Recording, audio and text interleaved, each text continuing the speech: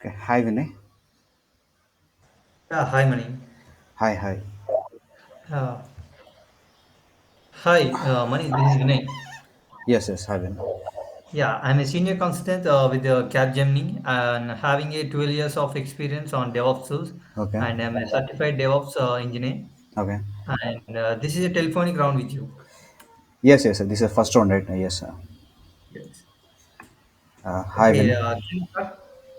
Yes, sir. Yes, yes, yes, Vinay. Okay. Let me come with your introduction. Okay. Can you tell me about yourself? Yes, yes. Basically, this is Money. I have a four years of experience as a DevOps engineer. In these 4 years, I have involved different tools like Git. Can you hear me? Actually, I'm hearing some background Yes, noise. I can hear you. Okay, so I have involved in like different tools like Git, SVN, Maven, and Jenkins, SonarQube, Nexus, and Docker, Kubernetes, coming to cloud, I have expertise on AWS as well. So basically, these are my skill set.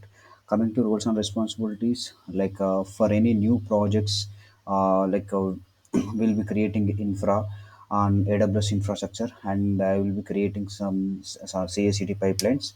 And after that, I will be implementing the CI/CD infrastructure, and I'll try to monitor the application by using Prometheus, Grafana, ELK Stack, and different set of monitoring tools. So basically, this is about me. Okay, well, good, fine. Okay. And let me start the technical round. Yes, yes. Yeah. How good are you in Linux? Out of 10, I can rate myself like 6 to 8, 6 to 8 in Linux. Okay. Hmm. Can you tell me how to know all the files opened by a process? Okay, like a PS-EF will get the process ID of process IDs. So after that, we can do like a ls-l slash proc is a directory slash we can give the process ID. ls-l it will list all the processes, and we need to pass the process ID. So which process ID? So it will list all the files which are running by the particular process ID. Okay, well and good. And Okay. what is a daemon process in Linux? Okay, daemon process, right? Like yes, Yes. daemon process is like the it's like the background process, the background process for any service in the Linux. So like it is available in like slash etc slash init directory. Some of the daemon services are like cron d, like httpd httpd. So the, Okay. so so it's like a parent service. Okay. Yeah. And what is bash rc initial and why do we use it in Linux? Okay, like bash rc is like it's like a configuration file. So for every user what kind of customization we have, so we can specify those customizations in bash rc file. So it is available in the home directory, in the convention, like in the name of like dot bash rc. So like when we so now whenever a particular user logged into the Linux, he can configurations, he can create some aliases, like whenever we want to, like who am I is a Linux command. So for that he can create some aliases, wmi equal to who am I, and this ls equal to list. Ls will list all the files. If we specify ls equal to l, like whenever he give l, uh, it will act as a ls. So like he can give some aliases, he can give some configurations for such users. So it is available in the user's home directory, and in the dot bash rc. So it's a configuration file basically. Okay. No, it's well. And can you please give me the differences between the hard link and the soft link where we use it? Yes, yes. Like whenever we want to access in any particular temporary directory, we create like the hard link. The hard link is like just a copy of a file is available. Just creating a copy for particular file, and the soft link is like creating a shortcut for the particular file. The hard link will since we create a hard link, uh, even if the parent file has been deleted, the the subdirectory, I mean to say the hard linked child file will be there exist. If we Okay. create a soft link, the soft link, if we delete the parent file, I mean to say the parent file, the we don't have access to the file, since the soft link is just kind of a shortcut, creating a shortcut for some particular directory. Like in hard link we have dedicated inode number, sorry, the inode number for parent and the child link, child file will be the same. In soft link the inode number for the parent and the child files will be different. So this is correct. Okay. Mm.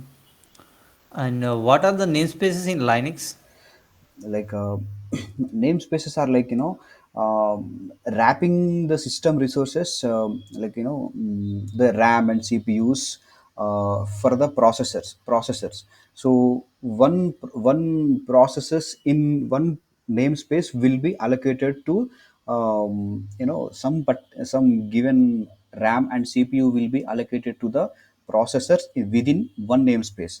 So like it's kind of a wrapping, so one namespace to another namespaces, the system resources in one uh, process will be talk to only that particular resources only, I mean to like creating some wrapping. Okay, good. And can you give me the some differences between init D and system D? Okay, initd and systemd. Okay, initd is old daemon service. Systemd is a new service, and the like these are the parent daemon services. Like so the PID, the process ID of this initd and systemd are one. Like if ever we give like ps-ef given, like we have the process ID numbers, right? The PID, whatever the the PID, if the process ID equal to one, so it is the init or system D. So post to Linux no, in Linux 7 and 7 and above, the default parent process is system D only. Okay. And what are the run levels in Linux? Okay.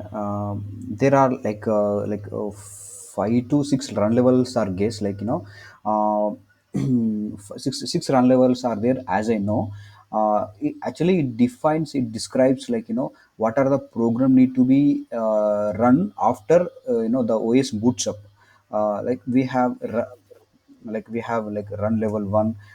It like it defines like single user mode, multi user mode, such kind of thing. So basically it lets the operating system to run which process to run after boots up. So basically that's Okay. Okay. What are the responsibilities of the kernel in Linux? okay. Kernel. Okay, kernel is like it's like a operating system. It has the monopoly control over all the systems in the in the OS, like so it is a layer between hardware and software. It controls over all the processes in the Linux, basically. Okay. Hmm. And do you know Jenkins? Yes, I worked on Jenkins pretty much for 3 years. I am good in Jenkins. Yeah, as well as in CI/CD. Yes. For CACD purpose, we use Jenkins only most of the times. So, yes, I have experience in Jenkins as well. Okay, are you aware of this CLI? Jenkins CLI, right? Yes. Jenkins CLI, yes, for latest projects we are using Jenkins CLI as well. Okay, good. What is the multi-branch pipeline and how do we use it? uh, like in a multi-branch pipeline in project type, it enables you to implement different Jenkins files from different branches of the same project. Like in multi-branch pipeline, Jenkins, it automatically it automatically discovers and manages, executes a pipeline for the branches which contains, the file name should be Jenkins file that should be available in the source code. So from the source code, it will from the source code of Jenkins file, it will retrieve all the branches data, and it will create a job on its own. Okay. Like it is available in, when we create a new item, and it will when we want to create a new job, there is a section called multi-branch pipeline, and then we go there, and we kind of provide the, git repo access, and the in that repo, all the branches should have the Jenkins file, and from Jenkins file it should be able to create the job on its own. Okay. Among the two pipeline script, can you please differences between them? Yes, yes. There are scripted pipeline and multi-branch pipe. Sorry, I mean to say the declarative pipeline. Uh, so the scripted pipeline is the older one, and the declarative pipeline is a newer one. I mean to say in the creation, scripted way come earlier. Scripted way is like, it allows more of it allows like injection of more Groovy based APIs, so that, if we want to create a pipelines, we need the, the developer, the developer has to have a strong knowledge on Groovy script. So the scripted way is much, it's not much, it's a bit complex, it's not a much developer friendly thing. Whereas the declarative pipeline, it doesn't allows you to such injection. It is much easier code, and there is some syntactical difference as there, for for this multi-branch pipeline, we give, node and stages, and under stages we have stage, under stage we have steps. So we have a very segregation of way of creating the writing the pipeline in declarative way. Okay. And what are the global credentials in Jenkins? Yes, whenever some application want to communicate to Jenkins, so that particular, that particular application has to provide the authentication. I mean to say the, what are the, username and password, or any credentials need to, the Jenkins should have the credentials to talk to that particular application. So in Jenkins case, we have, we need to go to Jenkins and manage Jenkins, and manage Jenkins we have a section called manage credentials. So under that we can store all the Jenkins, the application's credentials configuration, so that whenever a application want to talk to whenever Jenkins want to talk to the other applications, it will fetch that applications, credentials from this path, and it will talk to the, if we want to if a Jenkins want to talk to the Tomcat, Tomcat, I mean to say the Tomcat username and password, and in Tomcat we have, different roles, admin GUI, manager GUI. So we kind of provide all those credentials details in this, global credentials data, so that Jenkins will talk to Tomcat without, user interface, without our intervention. So it's kind of easy process to talk to other services, other applications, I mean to say. Okay. And how can we override them and what is its importance? uh, like we can pass by, in environment variables, and when we want to, we can provide them in the, pipeline script as well, but it's not recommended to override them, then, everyone will be able to So everyone has ability to access to the Jenkins file. They will be able to know the credentials. So it's not a better recommended to pass in as a environment variable.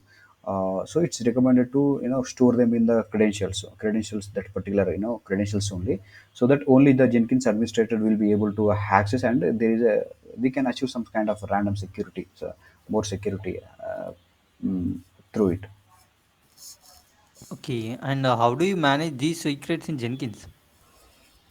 Yes, I know. We kind of provide them in the global credentials only, so that whenever we want to we manage. Yes, as I said, like we'll go to manage Jenkins section, and under manage Jenkins section, we have manage credentials section. Under that, we will try to go there, and we'll try to manage them. If at all there is any change in the credential sections. Okay, have you done in your any project like deleting and adding those? Yes, yes. We do. I know. Actually, we are working on many different projects, and as per the our clients' requirements, we will be go ahead and we will be do modifying them as per the client's requirement and as per the security perspectives. Some clients they want to give some 14-digit number, alphanumeric number. Some clients they want to give 24 alphanumeric number. So depending upon their requirement, it's will do accordingly the requirement. Okay, good.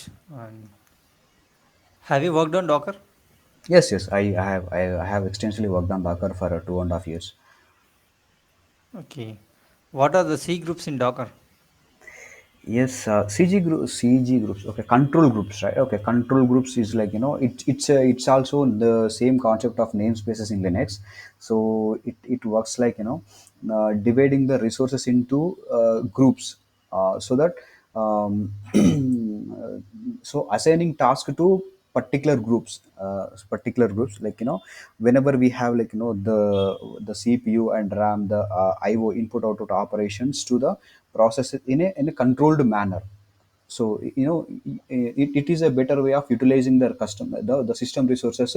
uh, it does the job of monitoring the system resources, CPU, RAM, input output operations in a controlled way, I guess.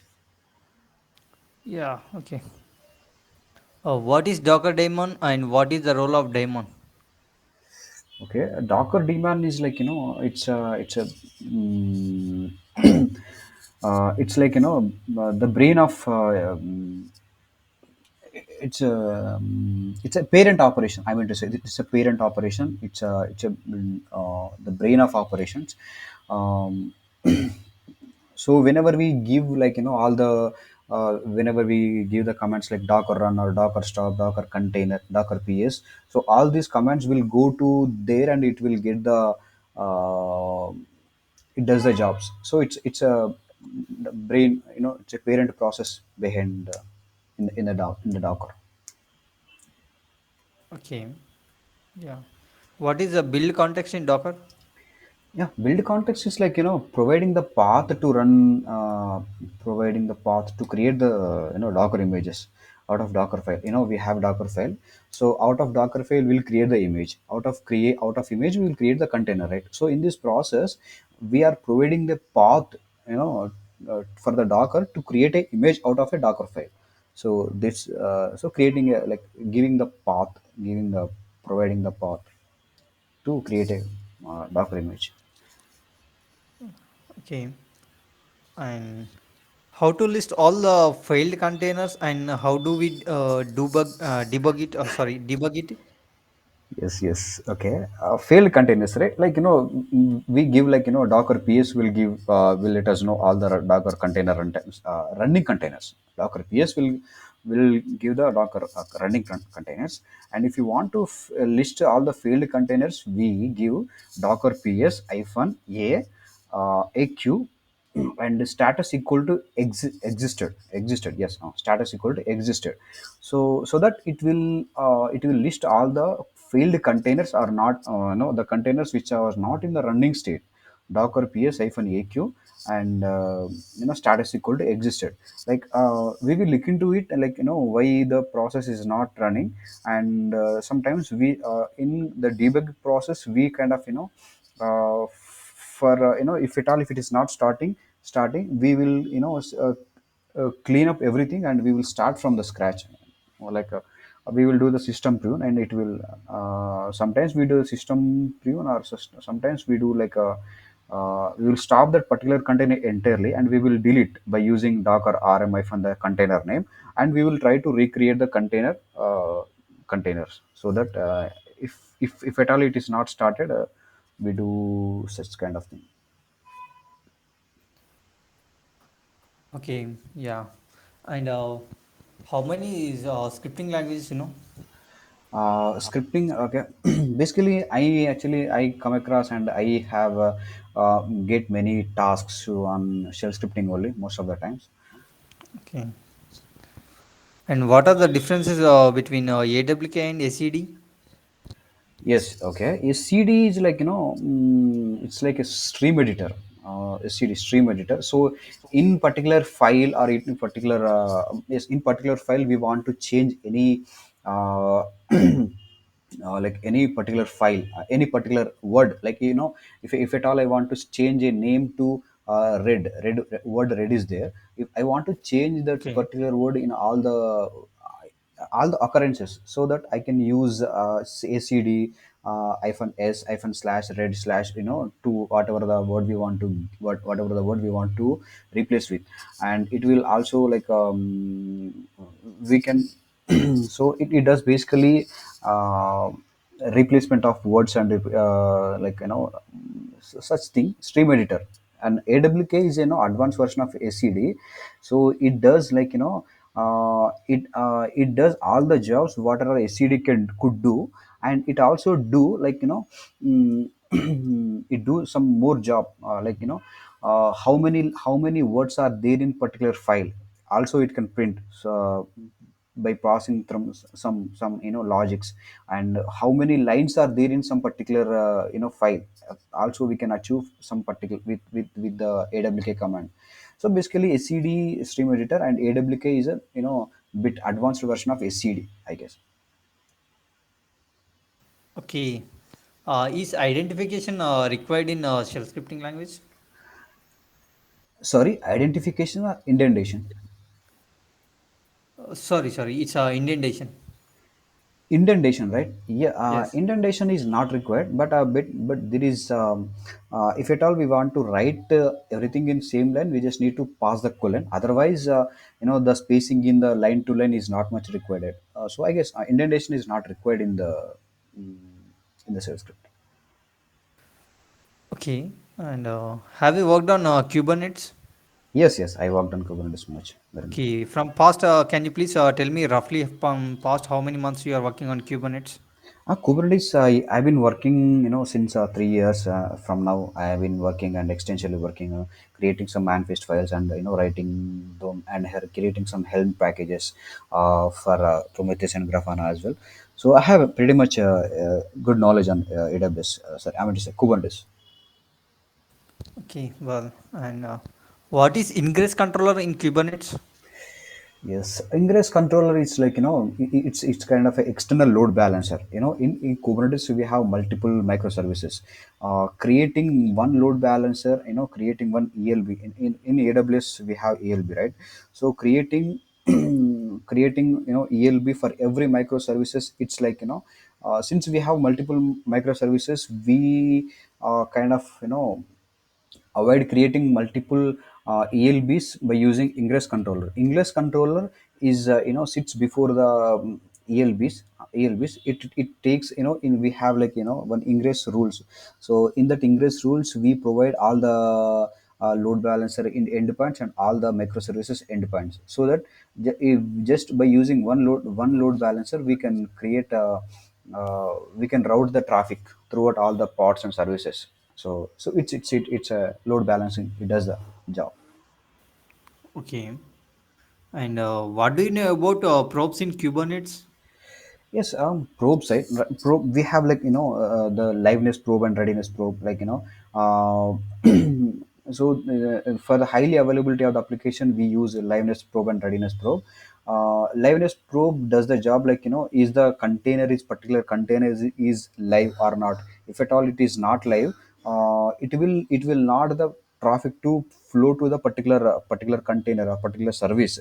If at all, if it is the container is live, then only the traffic will be the request will be go to the particular container and particular service, and reach the pod. And readiness probe is such like whenever a container is whenever the readiness probe has been failed, it does like it will the container, we write some manifest file through that.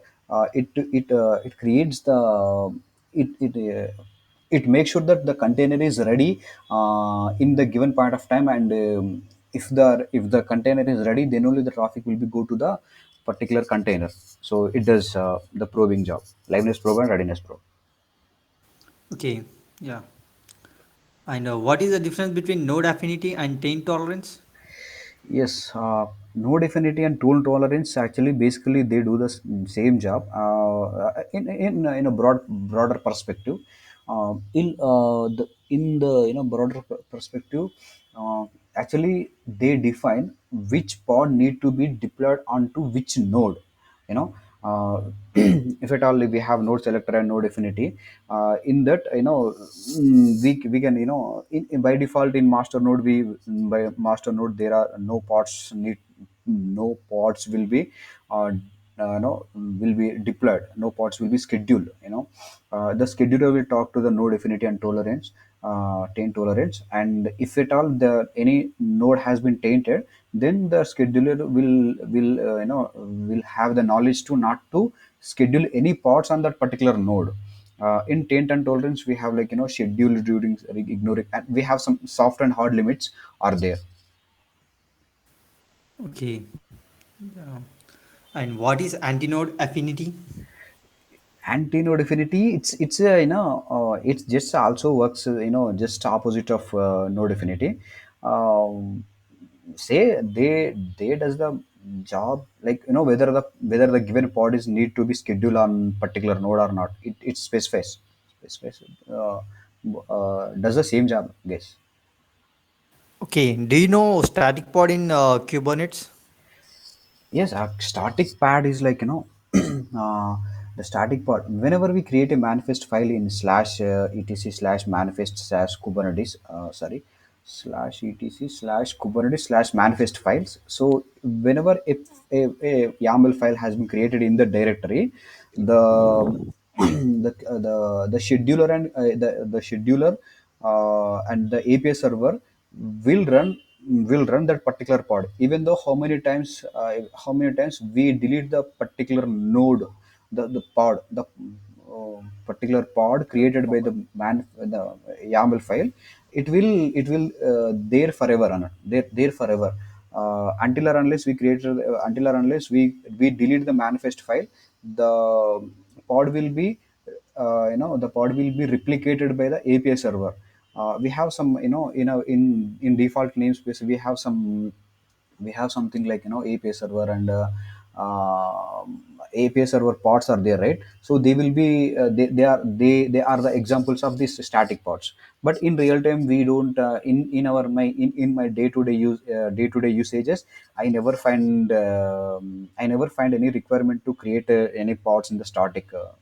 I never find to create any static pods. Okay. Yeah. And do you have overall experience with AWS, or else do you have any other cloud? Yeah, actually, most of the times I ended up working on AWS only. So I have 3 years of experience in with AWS. Okay. And how many services you are aware in it? Uh, I have knowledge on VPC, VPC code committer, and Route 53, Okay. Can you VPC. please give me the number of services? Just I know need their names. Okay. Yeah, I have like 10 to 15 services are there. Since there are Yeah. 200 services are there, we have although we have dedicated cloud team, and cloud team, they will be monitoring, they will be letting us know, and they will be architecting what kind of EC2 services we need to use, and for any given application, if we want to go to, if we want to use EKS application, they'll be deciding, like, what kind of EC2s we need to go with, how many CADRs, we need to go with. So they will be architecting it, but I have, like, 10 to 15 services hands-on experience. Okay, yeah, good. And what is NACL in VPC? Okay, like, it's like, network access control list.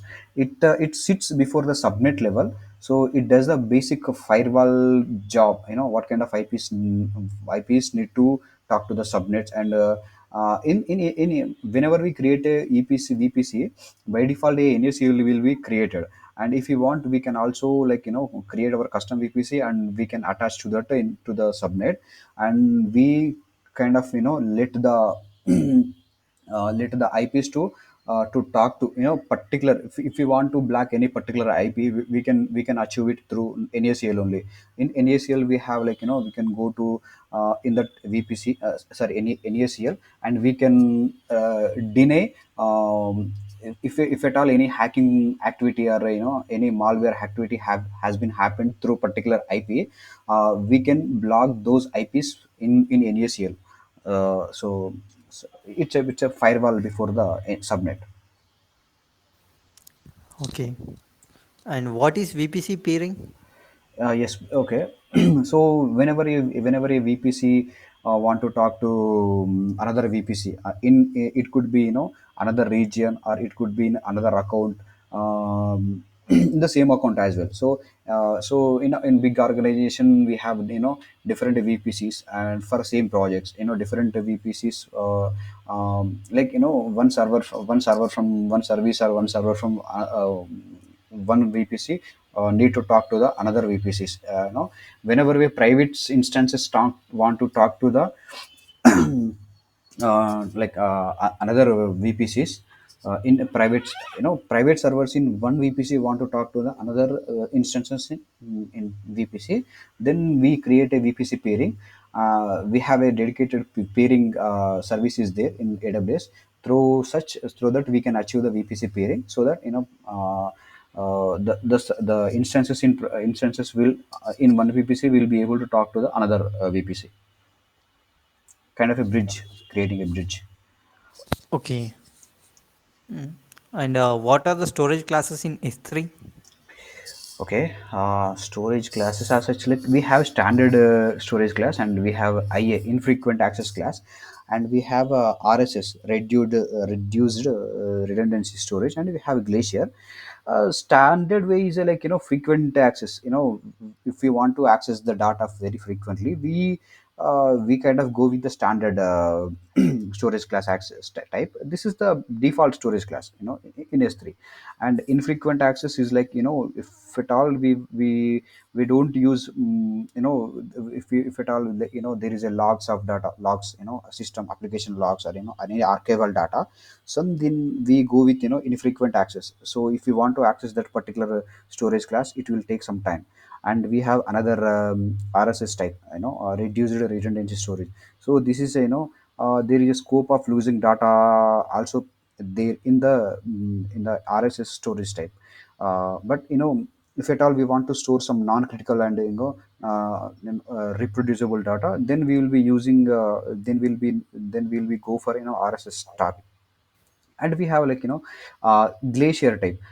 Glacier type is, like, archival data for storing of logs for years and years, so for that particular Glacier, for that particular logs kind of, storage of logs kind of data, we go for Glacier. So for, we can also change the object lifecycle, to object lifecycle, to store, to change the storage class from one class to another class as well. Okay. Can you please give me the differences between EBS versus S3? Okay, so EBS is, like, it sits behind the EC2 instance. By default, when we create a EBC EC2, so we kind of go ahead, and we try to mount that EBS value to the sorry, uh, mounted to the EC2 instances. Yes, in S3, S3 has a, S3 is a very old service in AWS. S3 used to store data from ranging of 0 bytes to some kinds of 5 TB, up to 5 TB. Even if you have also, even if you want to use any large data also, we could be able to create a bucket and we could be store the data into it. uh, like S3 we is used for many purposes. Like S3 we can static some static webs, host some static website by CrowdFront and Round 53, and we kind of create some code commit, and for code commit purpose also we use the S3 buckets. S3 is a very big service in AWS, and the EBS is like is used to store the data of EC2 instances. Okay, Suman. Okay. And yeah, it's well. And I want to give you one use case. Let me tell you the use case. Okay. Mm, what use case I can give you? Yeah, I have a public subnet in VPC, Okay. and I want to make it as a private subnet. Okay. So how can I do it, and can we do it? Whether is it possible to do it? Yes, it's pretty much possible. Like just we need to go ahead to the route tables which are assigned to the private public subnet, that particular subnet, and just we need to route. Just we need to change that particular subnet to the. We have a route tables for private subnet, and we have route tables for public subnet. So just by changing the route tables, we can achieve it. We can achieve it. Okay, Suman. Yeah, and I have these for you. It's so money. Okay. Yes, Mane. Yes, Vinay. I have you have answered all my questions, and the technical round is going to be end Okay. with this, and my HR will talk to you and let you know this. Okay. Yes, yes, yes. Thank you. Yeah. Thank you, Vinay. Okay. Okay. Thank you. Thank you. Goodbye.